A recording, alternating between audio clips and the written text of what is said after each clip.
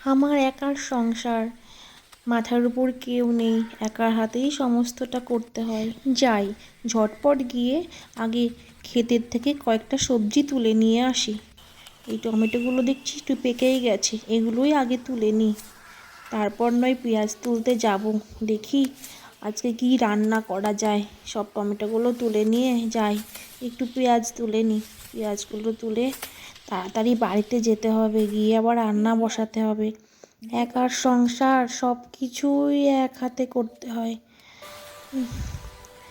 আবার বাড়িতে একটু জলও নেই, তাই কলসি নিয়ে জল ভরতেও আসতে হলো। কত টাইম হয়ে গেছে, দুপুর গড়িয়ে গেল, এখনো রান্না বসাতে পারলাম না। ওরে বাবা, আজকে একটা বড় কাতলা মাছ পেয়েছি, দেখি এই কাতলা মাছ দিয়ে আজকে ভালো রান্না করা যাবে। রান্নাটা বসিয়ে দিই, তারপরে মাছটা কাটতে যাব। দেখি।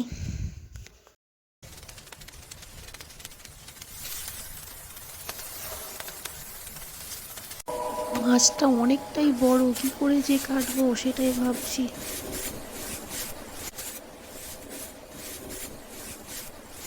ব্যাস, মাছ কাটা হয়ে গেছে।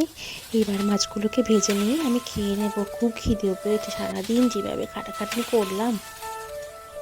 যাক বাবা, অবশেষে একটু খেয়ে নিই। খেয়ে নিয়ে আবার যেতে হবে বাসন ধুতে পুকুর ঘাটে। এই যে বাসন টাসন সব ধোয়া হয়ে গেছে, এবার আমি নিশ্চিন্ত। চলো জলটা ভরে রাখি কালকের জন্য।